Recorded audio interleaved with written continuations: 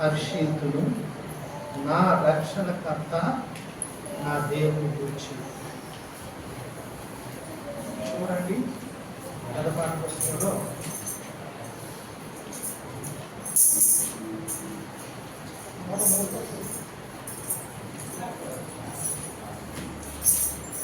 కొత్త పుస్తకాల్లో 103,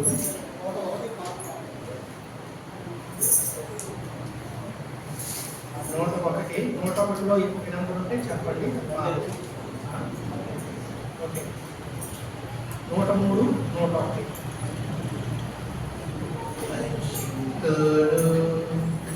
హర్షింతును నా రక్షణకర్త నా దేవుని యందు.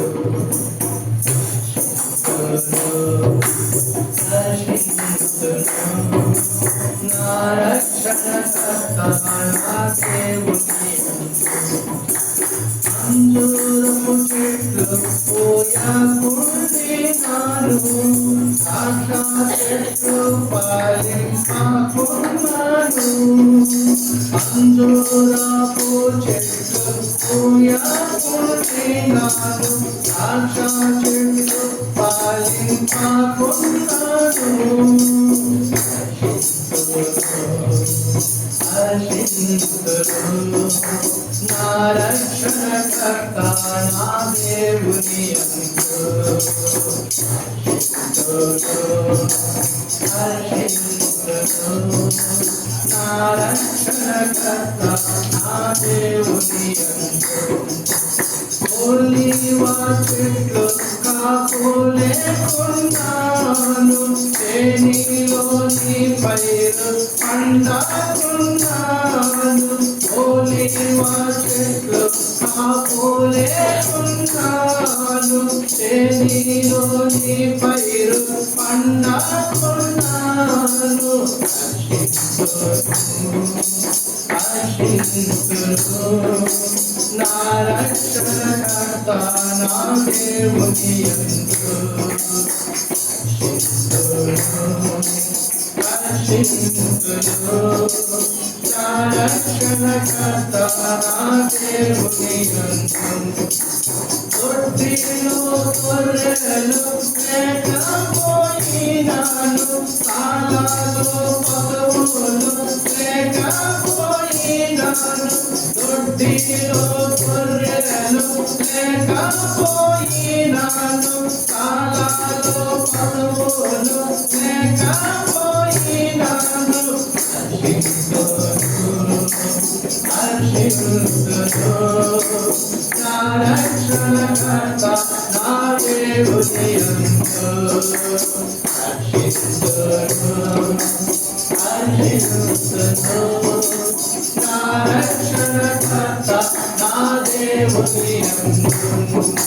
వేడి కాలవాలే నా కాలము చేసి ఉన్నత స్థలముల మీద నడుపును. వేడి కాలవాలే నా కాలము చేసి ఉన్నత స్థలముల మీద నడుపును. హర్షింతును నా రక్షణకర్త నా దేవుని యందు. హర్షింతును నా రక్షణకర్త నా దేవుని యందు. నా కోట నా బలము నా యెహోవా, నీ యందు నిత్యం హర్షింతును. నా కోట నా బలము నా యెహోవా, నీ యందు నిత్యం హర్షింతును. హర్షింతును నా రక్షణకర్త నా దేవుని యందు. హర్షింతును నా రక్షణకర్త నా దేవుని యందు.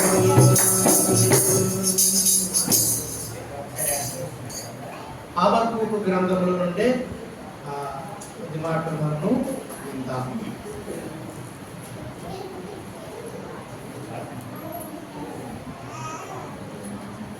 మూడవ అధ్యాయంలో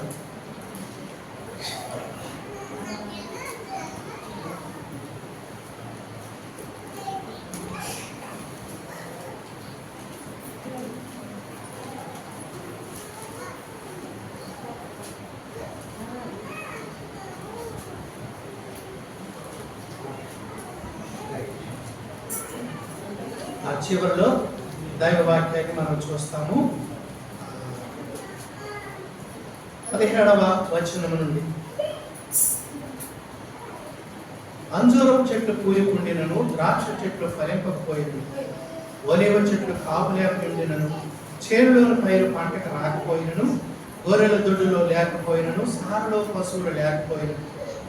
అందరూ చెప్పండి, నేను యెహోవా యందు ఆనందించను, నా రక్షణకర్త అయిన నా దేవుని యందు నేను సంతోషించదను. ప్రభు యెహోవాయే నాకు బలము, ఆయన నా కాలము ఏడు కాలవలే చేయను, ఉన్నత స్థలముల మీద ఆయన నన్ను నడవచేయును. ప్రియమైన దేవుని పిల్లలారా, ప్రవక్త మరి దేవుని ప్రజల యొక్క పతనమైనటువంటి పరిస్థితిని చూచి, నువ్వు ఎలా చూడగలుగుతున్నావు నాయన, ఇటువంటి వారిని ఎలా సహించగలుగుతున్నావు నాయన, నీ యొక్క మరి కనుదృష్టి దుష్టత్వం చూడలేదు కదా, అయితే అటువంటి నీ కనుదృష్టి మరి దుర్మార్గులు మరి వారు చేసేటటువంటి కార్యాలు కపటల్ని వారిని చూచి నీవు మరి నీతిపరులు ఎలాగ అప్పగించబడుతున్నారో అది చూసి నీవు ఎలాగ ఊరుకుంటున్నావు. ఈ ప్రజలంతా కూడా పురుగుల్లాగా ఉన్నారా, చేపల్లాగా ఉన్నారా? వారు మరి నీవు వాటితో సమానంగా చేశావు. ఎందుకంటే వాడు గాలమ వేసి మనుషులు లాగుతున్నాడు. 13వ వచనం నుండి హబక్కూకు 1వ అధ్యాయం, నీ కనుదృష్టి దుస్తత్వం చూడలేనంత నిష్కర్మషమైనది కదా, బాధించు వారు చేయు బాధను నీవు దృష్టింపజాలవు కదా, కపటులను నీవు చూచియు దుర్మార్గులు తమ కంటే ఎక్కువ నీతిపరులను నాశనం చేయగా నీవు చూచి ఎందుకు ఊరుకున్నావు? ఏలికి లేని చేపలతోను పురుగులతోను నీవు నరులను సమానముగా చేసితివి. వాడు గాలమ వేసి మానవులను అందరినీ గుచ్చి లాగి ఉన్నాడు, ఊరులు ఒక చిక్కించుకొనుచున్నాడు. వాడు తన వలలతో వారిని కూర్చుకొని సంతోషపడి గంతులు వేయించున్నాడు. కాబట్టి ప్రియమైనటువంటి దేవుని పిల్లలారా, మరి వాడు ఆ వలల వల్ల మరి వీళ్ళందరినీ సమకూర్చుకొని వాడు గంతులు వేస్తున్నాడు, ఆనందిస్తున్నాడు. 17వ వచనం, ఎప్పటికీ మానకుండా వాడు జనులను హతము చేయుచుండవలెనా. ప్రియమైన దేవుని పిల్లలారా, మరి ఈ రీతిగా దేవుని ప్రజలు శరీరాశలకి లోకాశలకి లోబడిపోయి వారు ఆ యొక్క అపవాది యొక్క చిక్కుల్లో పడిపోతూ ఉన్నప్పుడు వారి పతనాన్ని చూచి విలపిస్తున్నటువంటి హబక్కూకు మనం చూస్తాము. మరి యెహెజ్కేలు గ్రంథంలో కూడా 25వ అధ్యాయం 6వ వచనాన్ని చదవండి. మరి వారు దేవుని పిల్లలు ఎవరైనా పడిపోతే వారి కొరకు మనము విజ్ఞాపన చేయాలా, ప్రార్థన చేయాలా. కాబట్టి నీ శత్రువైనా పడిపోతే నీవు సంతోషించకూడదు, అట్టి మనసు మనం కలిగి ఉండాలి. చదవండి 25 యెహెజ్కేలు 6వ వచనం.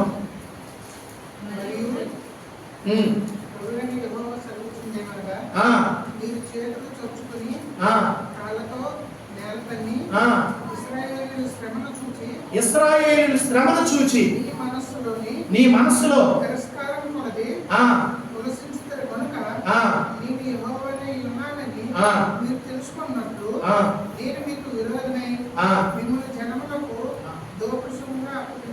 కాబట్టి ప్రియమైనటువంటి దేవుని పిల్లలారా, ఎవరికి జరిగిన మరి ఆ కీడును బట్టి సంతోషిస్తున్నారు, తన ప్రజలకు కలిగిన.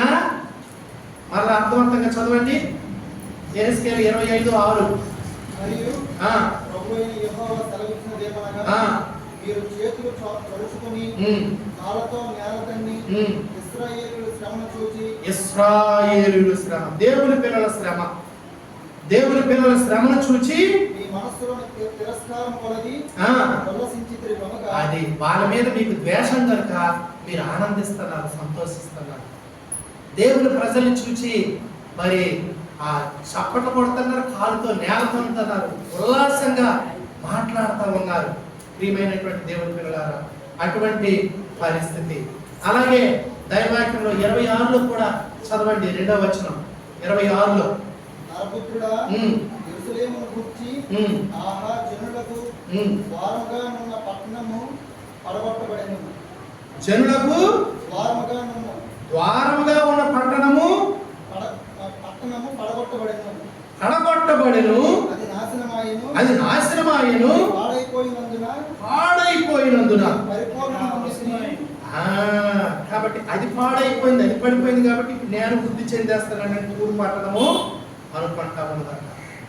ప్రియమైనటువంటి వాళ్ళ, అప్పుడు అంటున్నాడు దేవుడు 3వ వచనంలో, ప్రభువు యెహోవా సెలవిచ్చిందేమనగా, తూరు పట్టణమా, నేను నీకు విరోధనైతిని. ప్రియమైనటువంటి దేవుడు. కాబట్టి తన ప్రజలు పడి ఉన్నట్టు చూచి మరి ఆనందించేటటువంటి వారు చాలా మంది ఉన్నారు. కాబట్టి ప్రియమైనటువంటి దేవుని పిల్లలారా, నీ శత్రువు నిన్ను పడద్రోయ చూడాలనుకున్నప్పుడు దేవుడే మనకు ఆధారం, మనం నిలబెట్టేవాడు ఆయన. అందుకే దేవుడు ఏమన్నాడంటే, శత్రువుని నీ కాళ్ళ కింద శీఘ్రముగా చితక తొక్కించడానికి ఆయన నీకు అవకాశం ఇస్తాడు. యేసు ప్రభువారు మరణాన్ని జయించడమే కాదు, యేసు ప్రభువారు శత్రువుని జయించడమే కాదు, వారిని జయించడానికి మనకి ఆయన కృప చూపుతాడు. చూడండి, లోకా సువార్త మనము చూసినప్పుడు దేవుడే ఈ అధికారము వారికి అనుగ్రహించాడు. దేవుడే అనుగ్రహించాడు. అక్కడ లోకా సువార్త 10వ అధ్యాయం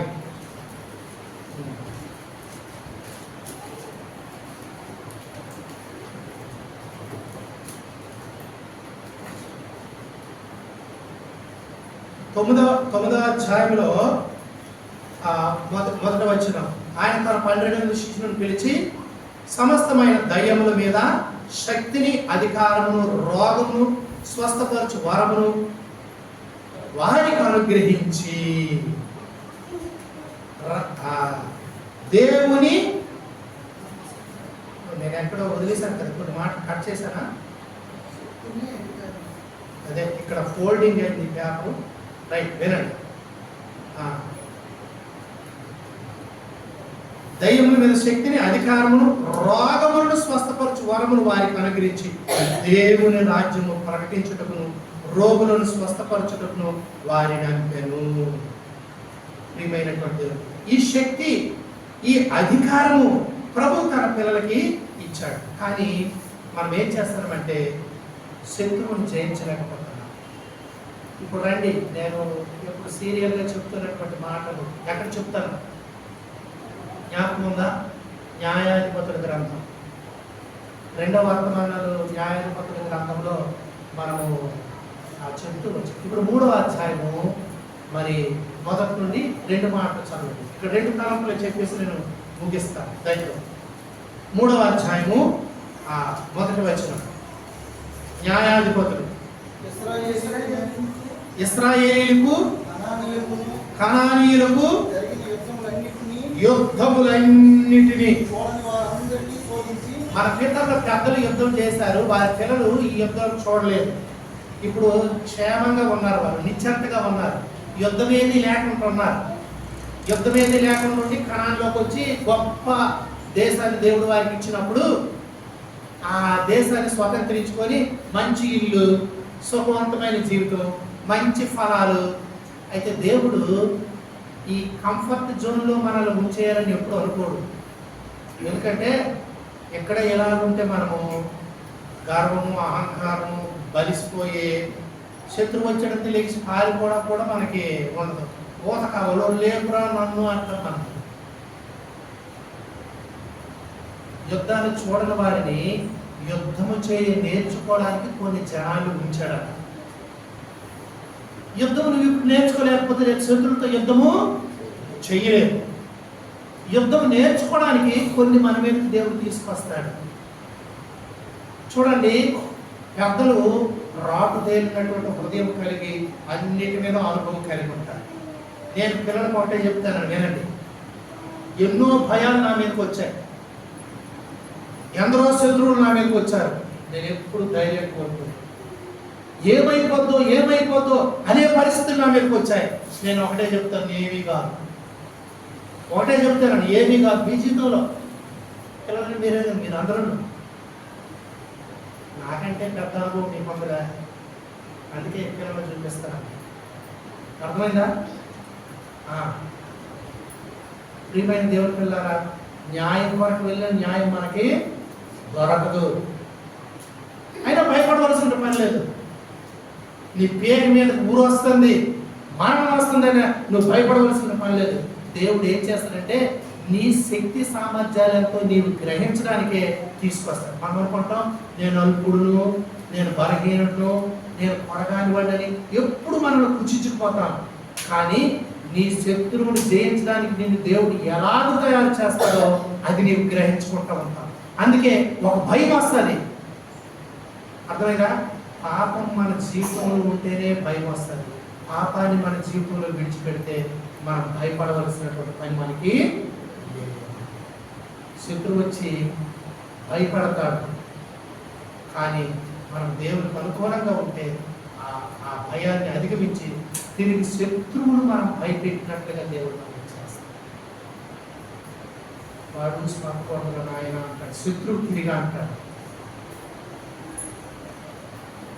అందుకే శత్రువులు దేవుడు వందనించాడట. ఎందుకంటే పితరులు యుద్ధాలు చేశారు, కానీ ఇప్పుడున్న వాళ్ళు యుద్ధాలు నేర్చుకున్నట్లుగా కొన్ని జనాన్ని దేవుడు వండనిచ్చాడట. అర్థమైందా? చూడండి, మన పితరులు తాగుడుతో యుద్ధం చేసి చచ్చిపోయారు, అవునా కదా? మనకెవరు శత్రువు ఇప్పుడు చెప్పండి ఒకసారి. తాగుడు మన శత్రువు. మా పితరులు చంపిందిరా, దాన్ని నేను చంపాలరా, అవునా కదా?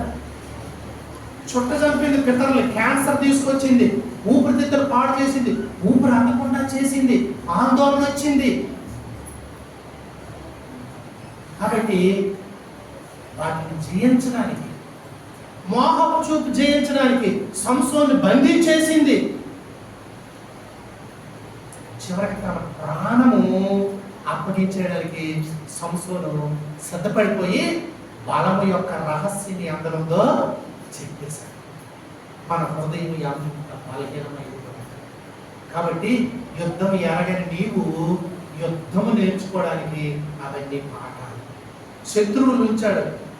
నీ తండ్రి చెప్పాడు నీ శత్రువు ఎవరో, పలానోడు మనకి శత్రువు, జాగ్రత్త.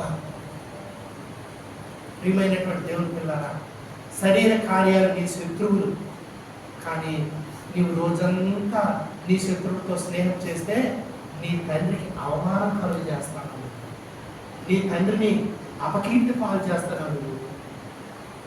ఏ తండ్రికి శత్రువులో అదే వాళ్ళతో నువ్వు చెత్త పట్టాలేసి తిరుగుతున్నప్పుడు వాళ్ళ ముందు నీ తండ్రి కనిపించుకుంటున్నాడు. కాబట్టి నీ శత్రువులు సంతోషించడానికి హేతువు నీవే కలుగు చేస్తా ఉన్నావు. కాబట్టి నీ తండ్రి ప్రార్థించుకున్నట్లుగా చేస్తాను. నీ తండ్రికి మహిమ నువ్వు తీసుకొని రాలేకపోతున్నావు. కాబట్టి యుద్ధము నేర్చుకున్నట్లుగా దేవుడే కొన్ని ఉంచాడట.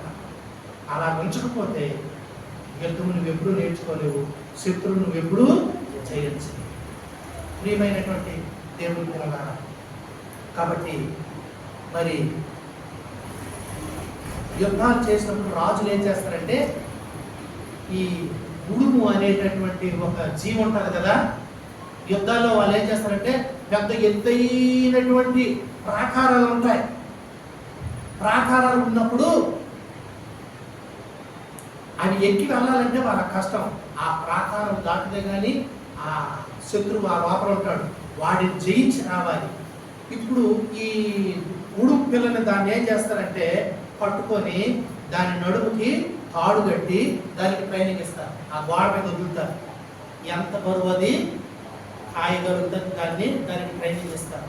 అలా ట్రైనింగ్ ఇచ్చి ఒకప్పుడు దాన్ని బాగా మేపి దానికి ఆ ట్రైనింగ్ ఇస్తారు.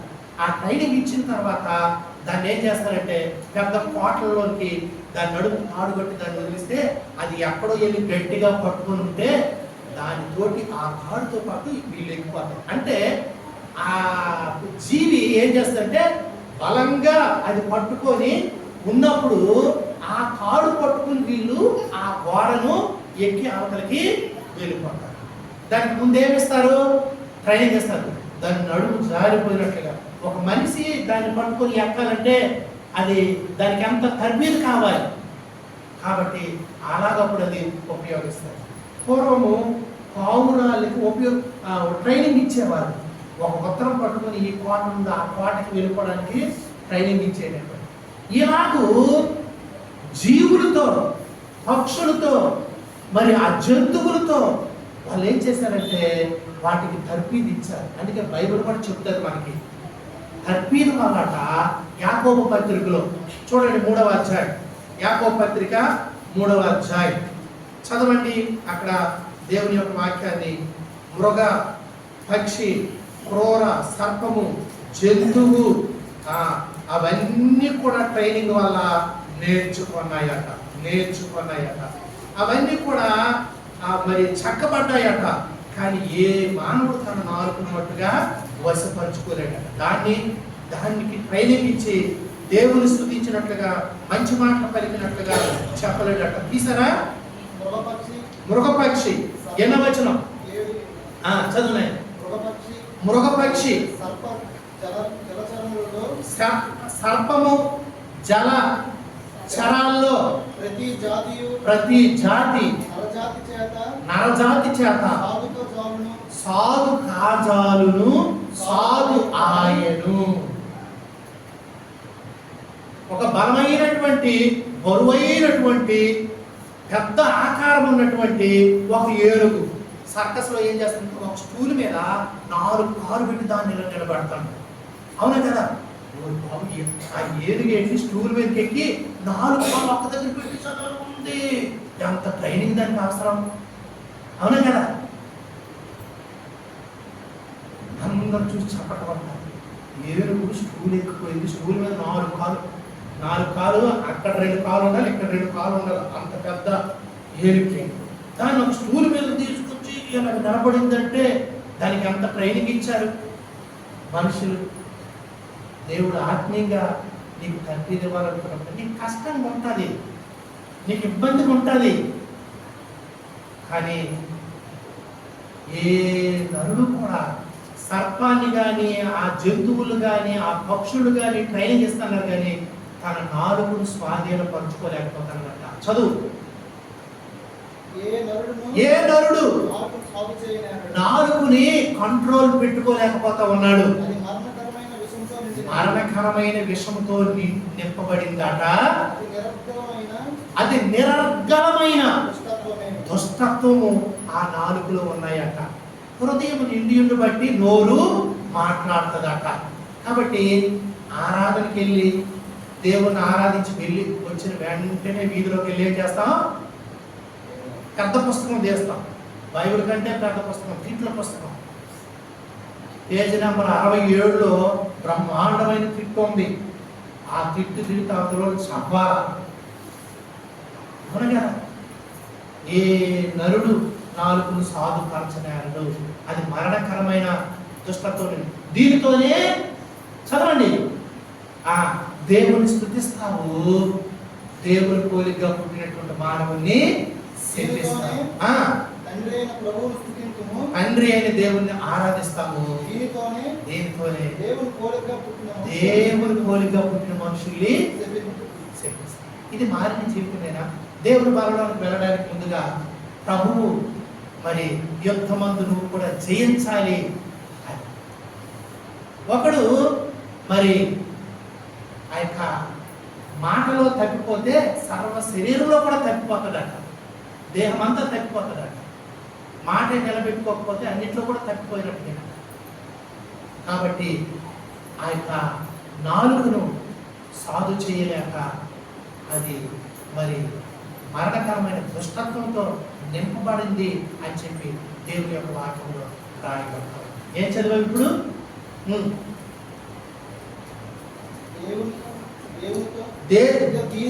దేవుని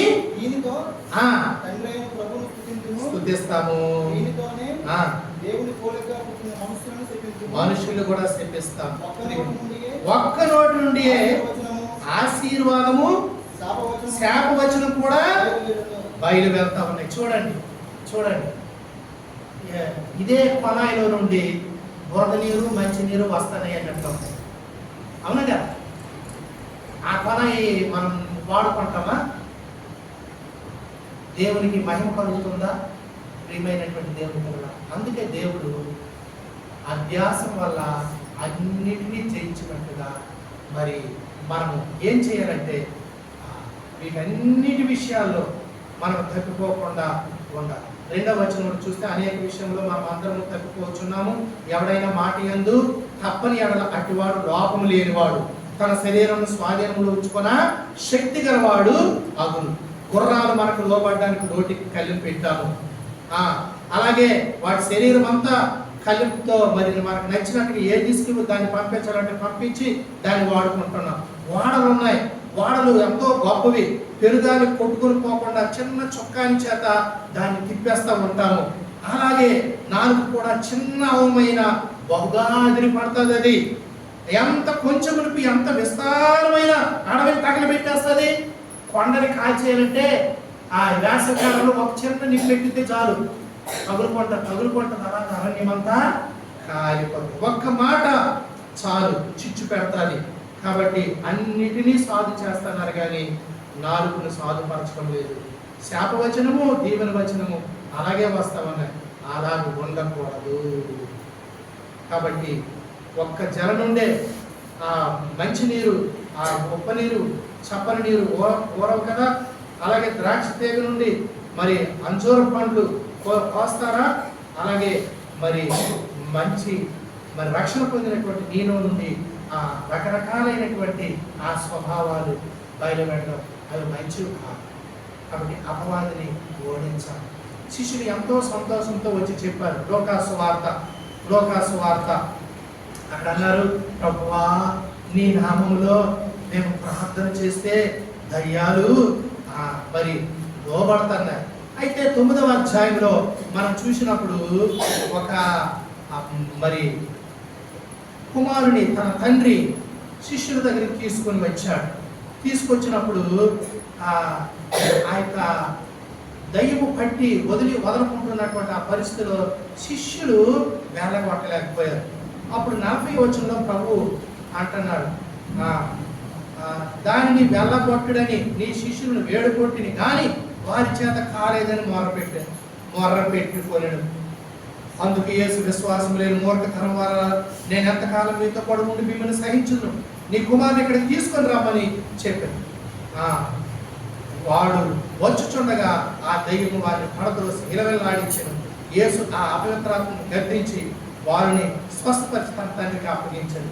కనుక మరి అందరూ దేవుని మహాత్మ్యం చూసి ఆశ్చర్యపడ్డారు. శిష్యులు వెనపట్టలేకపోయారు. అయితే 10వ అధ్యాయం చూడండి, 70 మందిని ఆయన పంపించినప్పుడు వారికి కూడా అధికారం ఇచ్చినప్పుడు వాళ్ళకి 17వ వచనంలో చెప్పబడుతుంది, ఆ 70 మంది శిష్యులు సంతోషముతో తిరిగి వచ్చి ప్రభువా దయ్యములు కూడా నీ నామం వల్ల మాకు లోబడుచున్నవని చెప్పగా ఆయన సాతాను మెరుపు వలె ఆకాశము నుండి పడుట చూచి తిని ఇదిగో పాములను తేళ్లను త్రొక్కుటకు శత్రువు బలవంతుడి మీద మీకు అధికారం ఇచ్చారు. చూసారా, పాములు తొక్కొచ్చు, తేళ్లు తొక్కొచ్చు, శత్రువులు బలవంతుడి మీద మీకు అధికారము ఇచ్చారు. అవి మీకు ఎంత మాత్రము హాని చేయవు.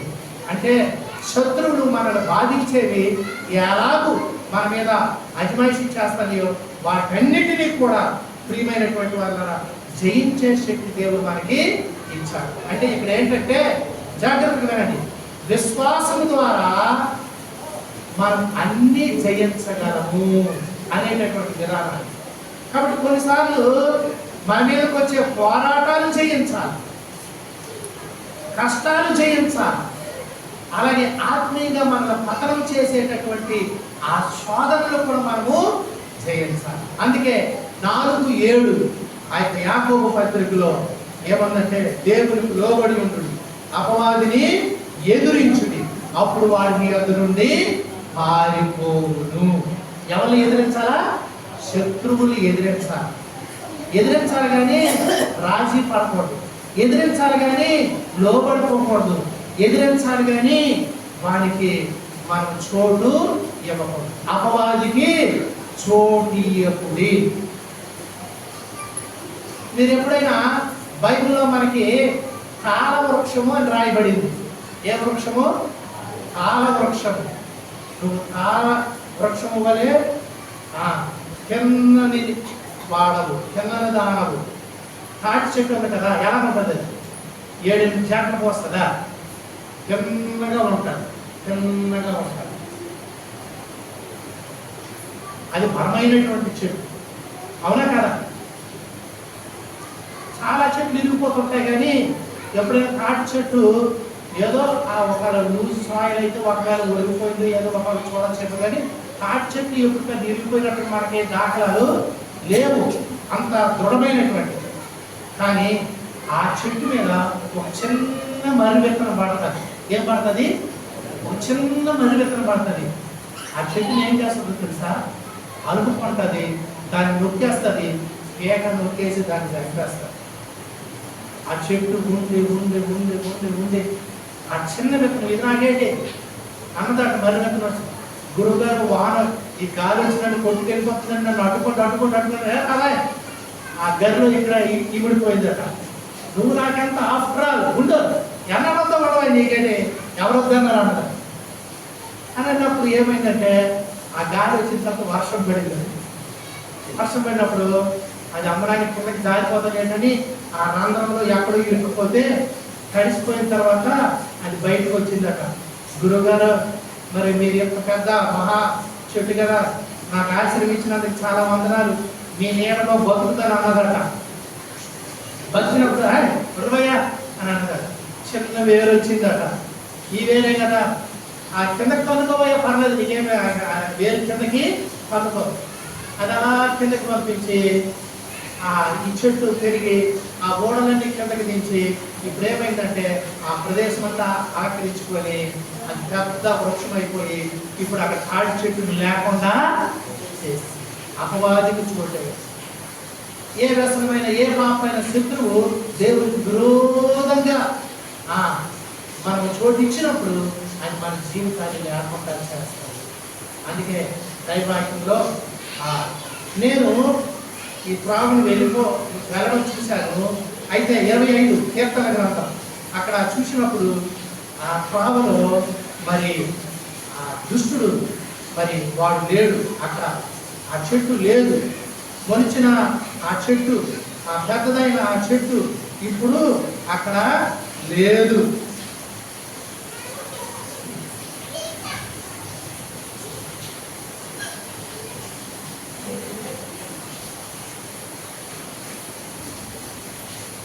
కీర్తనల గ్రంథం 37 అధ్యాయము 35వ వచనం చూడండి. భక్తిహీనుడు ఎంతో ప్రబలియుండుట నేను చూచి ఉంటుంది, అది మొలిచిన చోటనే విస్తరించిన చెట్టు వలె వాడు వర్ధిల్లి ఉంటుంది. ఆయనను ఒకడు ఆ దారిని పోయి చూడగా వాడు లేకపోయేను. అది మొలిసిన చెట్టు, విస్తరించిన చెట్టు, కానీ ఆ దారంటే వెళ్తే అక్కడ లేదట, ఆ చెట్టు అక్కడ లేదట. కారణం ఏమిటంటే దుష్టత్వానికి మనం చోటిస్తే అది ప్రబలమైతే మనల్ని ఆ మర్రి చెట్టు, చిన్న మొక్క, ఆ తాటి చెట్టు లేకుండా చేసినట్టుగా అయిపోతుంది. కాబట్టి మనము చోటు ఇవ్వకూడదు, సాతానికి చోటు ఇవ్వకూడదు, పాపానికి చోటు ఇవ్వకూడదు. పులిసింది కొంచెమైనా జీవితాన్ని పులిపెడతాది. కాబట్టి మనం జాగ్రత్తగా వాటిని ఎదిరించాలి అని చెప్పబడ్డారు. కాబట్టి ఇశ్రాయేలీయులు యుద్ధము చేయ నేర్చుకున్నట్లుగా ఉంచాడట ఆ జనాంగాన్ని. ఎందుకంటే రేపు నీవు యుద్ధ వీరుడిపై వాడిని జయించాలా, వాడిని జయించాలి. 110వ కీర్తన 110వ కీర్తన అక్కడ దైవ వాక్యాన్ని చదివితే మరి ఎఫ్రాయిము కొరకు రాయబడతారు. వారి యుద్ధ మరి చాలా మంది యుద్ధ సన్నాహ దినాన ఇష్టపూర్వకంగా వచ్చారు. వాళ్ళు యుద్ధం చేయడానికి పూనుకున్నారు. విశ్వాసము యోధులయ్యారు. విశ్వాసంలో వారు జయించే సామర్థ్యం కలిగి జయ జీవితాలు కలిగి ఉన్నారు. కానీ కొంతమంది ఏం చేశారంటే వారి యుద్ధంలో మరి కనపడలేక వెనక్కి వెళ్ళిపోయారు. చదవండి 3వ వచనం 110. యుద్ధ సన్నాహ దినమున నీ ప్రజలు ఇష్టపూర్వకంగా వచ్చారు. కాలేదు ఉన్నాడు. కాలేదు గత వారం చదివాం మనం. అనాకీలు, శాషయి, అహీమాను, కల్మయి వాళ్ళు బలాఢ్యులు. వారిని ఎవరు జయిస్తారు అని అంటే కాలేబు అన్నాడు, ఆ కొండ ప్రదేశం నాయకండి. మోషే నన్ను వేరు చూడడానికి పంపించినప్పుడు 40 సంవత్సరాలకు నాకు ఎంత బలం ఉందో ఇప్పుడు నాకు అంతే బలం. 80 సంవత్సరాలు అంతే బలము. నా బలం తగ్గలేదు. కాబట్టి ఆ ముగ్గురు బలాఢ్యుల్ని వెళ్ళగొట్టి ఆ కొండ ప్రదేశాన్ని తనకు స్వాస్థ్యంగా తీసుకున్నాడు. ఇప్పుడే ఇశ్రాయేలీలో అమ్మో వాళ్ళతో యుద్ధంకి వెళ్ళి మేము చచ్చిపోతామన్నారు వాళ్ళు. కానీ యుద్ధము అప్పుడు ఎంత బలమో ఇప్పుడు నాకంతే బలం ఉన్నది. వచ్చుచు పోవచ్చు ఉండడానికి, యుద్ధం చేయడానికి వాళ్ళని జయిస్తాను అని చెప్పారు. ఈనాడు కూడా నీ ఆత్మ ప్రాణ శరీరాన్ని నరకానికి త్రోసేటటువంటి పాపంతో శత్రువుతో మనం జయించి జయమంటారు. 78వ కీర్తన 9వ చరణం 78:9 చదవండి.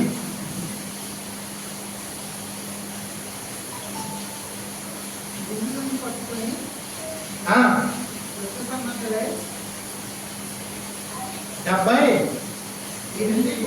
78:9 చదవండి.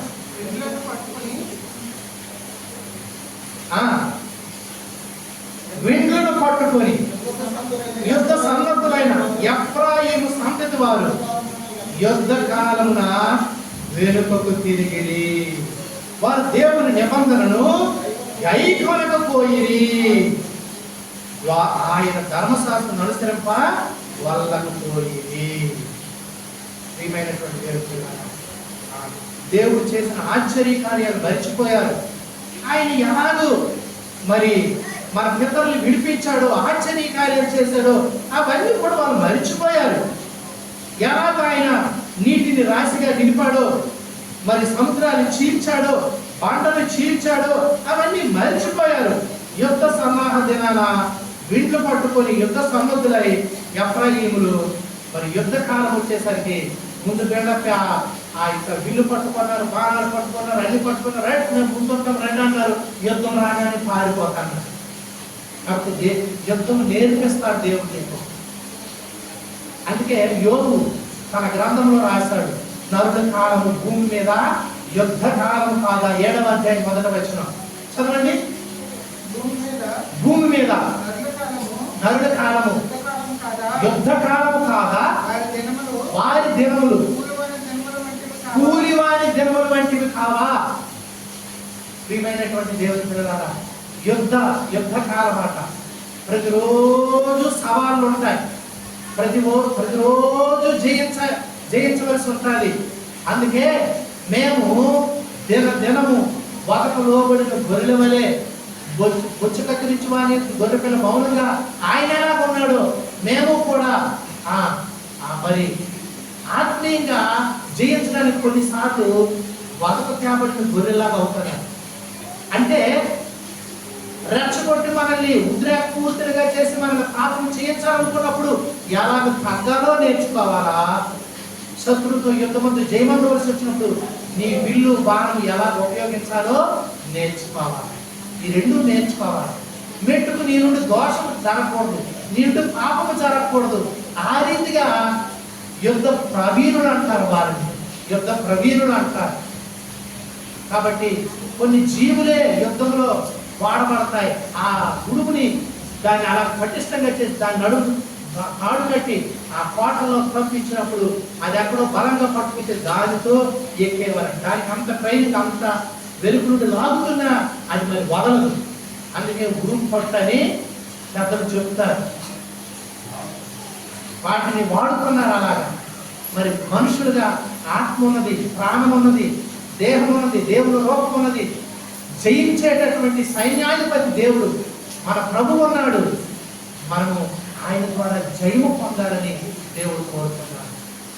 యుద్ధం చేయవలసి వచ్చినప్పుడు నిరాధాయంగా శత్రువుకి మనము అప్పగించుకోకూడదు. వారిని ఎదురించాలి. రక్తము కారినంతగా పాపంతో పోరాటం ఇంకా మీరు ఎదురించలేదు.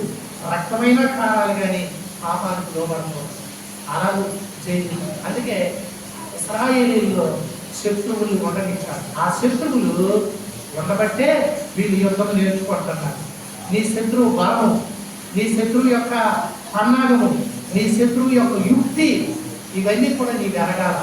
మన సాతాను యొక్క మరి తంత్రములను ఎరగిన వారము కాము. ఎలాగ దేవుడికి విరోధంగా చేయాలో అవన్నీ ఉన్నాయి. అందుకే కొత్త దేవతలు తీసుకొచ్చాడు. వారి దేవతలు అనేకమైన దేవతలు, ఇప్పుడు ముందున్నటువంటి ఆ దేవతలు 3వ అధ్యాయంలో న్యాయాధిపతుల గ్రంథంలో ఆ యొక్క 7 జనాంగాల్ని దేవుడు తన పిల్లలకి అప్పగించాడు. అయితే ప్రియమైనటువంటి వాళ్ళ ఇప్పుడు కూడా వారందరినీ వీరు జయించినట్లుగా ఆ కొత్త తరానికి కూడా దేవుడు వారి దగ్గర పెడుతూ వచ్చాడు. చూడండి 7వ వచనం. అట్లు ఇశ్రాయేలు యెహోవా సన్నిధిని దోషులై తమ దేవుడిని యెహోవాను మరచి బయలు దేవతలను దేవతా స్తంభములను పూజించిరి. చూసారా ఎలా వాళ్ళు భ్రష్టులైపోయారో. ప్రియమైనటువంటి వాళ్ళని ఎందుకు ఉంచాడంటే, ఆ ఆచారాలు మన మధ్య ఎందుకు ఉంచారంటే, దేవుడి సత్యము నువ్వు తెలిసి వాటిని జయిస్తావని ఉంచితే, వాటితో నువ్వు రాజీ పడితే నీవు ఓడిపోయిన వాడు కాదా? క్రైస్తవ్యంలో కూడా ఎన్నో ఇటువంటి ఆచారాలు వెళ్ళిపోతా ఉన్నాయి. మనుషులు ఆ ఆచారాలు చేస్తూ ఉన్నారు.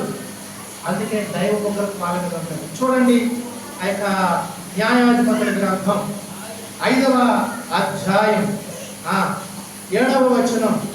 ఇశ్రాయేలీల అధిపతులు లేకపోయి దెబోరాను నేను రాకమునుపు ఇశ్రాయేలులో నేను తల్లిగా ఉండకమునుపు వారు లేకపోయి. 8వ వచనం. ఇశ్రాయేలు కొత్త దేవతలను కోరుకొనగా యుద్ధము ద్వారం యొద్దకు వచ్చెను.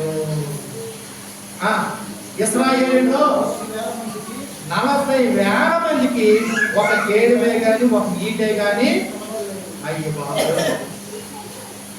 చెరువులో ఇశ్రాయేలీల అధిపతులు సంతోషముగా సిద్ధపడి ఒక్క ఆయుధం లేదు కానీ సంతోషంగా యుద్ధానికి వెళ్ళారట. వారి యందు నాకు ప్రేమ కలదు, యెహోవాను స్తుతించండి. కాబట్టి ప్రియమైనటువంటి 40,000 మందికి ఒక దారు కానీ ఒక ఈటి కానీ లేకుండా వెళ్ళారట. వారి ముందు దేవుడే వెళ్ళాడు. వారికి యుద్ధం జయించారు. మనం ఎంత బలహీనమైనా మన దేవుడు బలవంతుడు.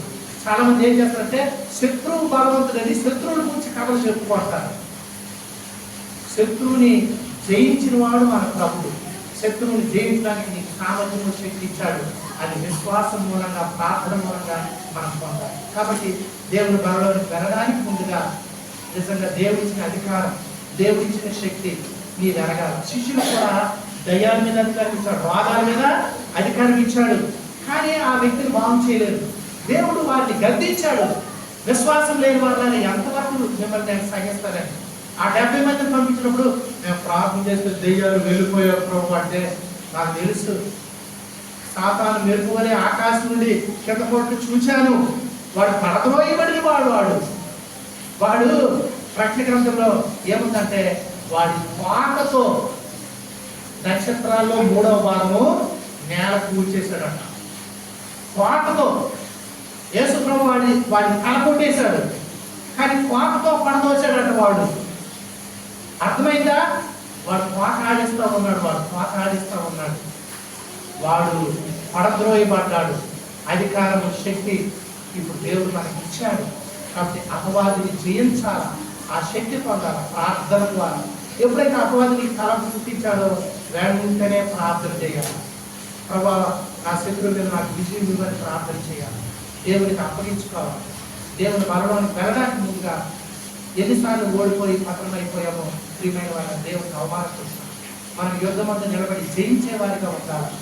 ఒక ఈటైనా లేదు, ఒక బలమైనా లేదు, మన యుద్ధాయుధాలు సంపాదించుకోవాలి. మీరు మరి ఎఫెసీ 6వ అధ్యాయంలో చెప్పబడుతుంది, మీరు యుద్ధోపకరణాలు ధరించుకోండి, మీరు అపవాదిని ఎదిరించడానికి, శక్తివంతులు అవ్వడానికి, ఆపద్దినాన వారిని ఎదిరించడానికి దేవుడి సర్వాంగ కవచాన్ని ధరించుకోండి. 6వ అధ్యాయము 12వ వచనం చదవండి. ఏలయనగా మనం పోరాడేది శరీరంతో కాదు, ప్రధానులు, అధికారులు, ప్రస్తుతము చీకటి సంబంధమైన శక్తులతో, లోకనాథులతో, మరి ఆకాశంలో ఉన్నటువంటి దురాత్మల సమూహంతో పోరాడుచున్నాము. అందుచేత ఆపద దినం మీకు వస్తుంది. భూమి మీద యుద్ధకాలం ఇది. వారిని ఎదిరించడానికి మీరు శక్తివంతులు కావాలి. కాబట్టి సమస్తం నెరవేర్చి నిలబడాలి. శక్తివంతులు అన్నట్టు దేవుడికి సర్వాంగ కవచము. దేవుడు నీకు అన్ని ఉంచాడు, వాటిని నువ్వు ధరించవు, వాటిని నువ్వు వాడవు, దేవుడి మీద విశ్వాసం ఉంచవు, యుద్ధానికి వెళ్తానంటే ఎలాగవుతుంది? కాబట్టి అక్కడ శిరస్త్రానం ఇవ్వబడింది, రక్షణ శిరస్త్రానం, నీతని మైమరువు ఇవ్వబడింది, విశ్వాసం అనే డాలు ఇవ్వబడ్డది, ఆత్మ ఖడ్గము, వాక్యం అనేటటువంటి ఖడ్గము ఇవ్వబడ్డది, సువార్త అనే చెప్పులు ఇవ్వబడ్డాయి, సమాధానము అనేటటువంటి అంటే మరి ఆ యొక్క నడుపు కట్టేటటువంటి గట్టి, సత్యం అనేటటువంటి గట్టి, నీతి అనే మైమరువు, ఇవన్నీ ధరించి ఆపద్దినాన ఎదిరించడానికి నిలబడండి. కాబట్టి ఆత్మీయ పతనము కాకూడదు, ఆత్మలో ప్రభువులో ఆనందించాలి. అందుకే వారికి ఇచ్చిన రక్షణ బట్టి ప్రజలందరూ ఇలా పడిపోతూ ఉంటే ఎన్నాళ్ళు ఆయన ఇలాగా వాడు జమ్మరిస్తున్న వలనేనా? కాబట్టి మరి వాటిని జయించేటటువంటి సామర్థ్యం, శక్తి, ఆత్మీయంగా జయించే వరకు శారీరకంగా నేను కృంగ చేస్తాయి. ఏంటి? అబద్ధ గ్రంథంలో అవే రాశాం. సమయం ఎక్కువైపోతా ఉంది. ఏమిటి? అక్కడ మనం చూసినప్పుడు అంజూరపు చెట్లు పోయి, ద్రాక్ష చెట్లు ఫలించవు, చేరులోని పైరు పంటకి రాదు, దొడ్డులో గొర్రెలు ఉండవు, సాగులో పశువులు లేకపోతాయి. అయినా సరే నేను యెహోవా యందు ఆనందిస్తాను, నా రక్షణకర్తనైన నా దేవుని యందు నేను సంతోషిస్తాను. కాబట్టి ఇటువంటి నిశ్చయత ఏమంటాడు తర్వాత వచనంలో? యెహోవాయే నాకు బలం. దేవుడు ఆయనే నా కాళ్ళు లేడి అంటే అన్నింటిలో కూడా ఆగిపోకుండా సాగిపోతాం. లేడి ఏం చేస్తుంటే నిహారు కొండ మీద ఇలా నడుచుకుని వెళ్ళిపోతుంది. మనం వెళ్ళిపోనంటే ఇలా ప్రాప్తం, మనం జారిపోతానేమో. నా కాలు లేడి కాలవలే చేసి నడిపించాడు. ఈ జీవిత యాత్రలో దేవుని కొరకు అలాగే మనం నడవాలి, చేయాలి. కాబట్టి రక్షణ పొందినామన్నంత మాత్రాన ఆనందం కాదు. దేవుడే నా బలము, దేవుడే నా ఆనందము. రక్షణ బట్టి ఇంకా ఎన్ని మరి ఆత్మీయ స్వాతంత్రం మనం జయిస్తూ రావాలి. శారీరకంగా మనల్ని కృంగ చేసే పరిస్థితులు వస్తాయి. ఈ యుద్ధ భూమిలో మనకు ముందుగా జయించే రాజు ప్రభువు ఉన్నాడు. మనకి ఆ యొక్క 40 దినాల ఉపవాసం తర్వాత స్వాదం వచ్చి జయిస్తే ప్రభు ప్రతి స్వాదరిని జయించును అని రాయబడింది. స్వాదకుడిని జయించి ఓడించాడు. ఆ స్వాదకుడి మీద విజయం దేవుడు మనకి కూడా ఇస్తాడు. ప్రతిరోజు మనం యుద్ధ భూమిలో ఉన్నాం, జ్ఞాపకం పెట్టుకోండి. కాబట్టి నీ శత్రువుని గురించి తెలుసుకో, నీ శత్రువుని ఎదిరించు, నీ శత్రువుని ఓడించు, దేవునికి లోబడు. దేవుని బలం చేతే మనం ఓడిస్తాం. అది శారీరకమైన ఆత్మ సంబంధమైన నష్టాలైనా నీకు చింత లేదు. ఎందుకంటే నీవు దేవుని బట్టి ఆనందించినప్పుడు నీ దేవుడే అవన్నీ కూడా, నష్టాలన్నీ కూడా లాభంగా చేస్తాడు. దావీదు అన్నీ పోగొట్టుకున్నాడు, తన దేవుల్లో మరలా అంతా కూడా ఆర్జించుకున్నాడు. దేవుడు ఇచ్చిన తర్వాత అవి ఎప్పుడు మరలా మనం పోగొట్టుకోము. కాబట్టి ముందు క్రీస్తుని సంపాదించుకుంటే క్రీస్తుతో పాటు సమస్తము మనమే అవుతాయి. కాబట్టి ఏ విషయంలో దిగులు పడొద్దు, మన దేవుడు భయపడొద్దు అని చెప్పాడు. మనం ఎప్పుడు కూడా నిశ్చయంగా ధైర్యంతో యుద్ధంలో ముందుకు వెళ్ళాలి, జయించు వారిగా ఉండాలి. సంసోను మన పితరుడు ఓడిపోయాడు, ఇప్పుడు ఆ పాపం మీద మనం జయించాలి. మద్యానికి మత్తులైపోయారు ఎంతోమంది, దాన్ని నువ్వు జయించాలి. కాబట్టి ఆ చెప్పుడు మాటలు అంటే కుటిలమైన మాటలు చేత అనేకులు పడగొట్టాడు, ఆ మాటలు నువ్వు జయించాలి. అటువంటి మాటలు పడకుండా నీవు ఉండాలి. ఇదే మన యుద్ధము.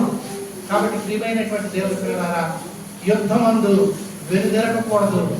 యుద్ధంలో ఇష్టపూర్వకంగా వచ్చి జయించాలా.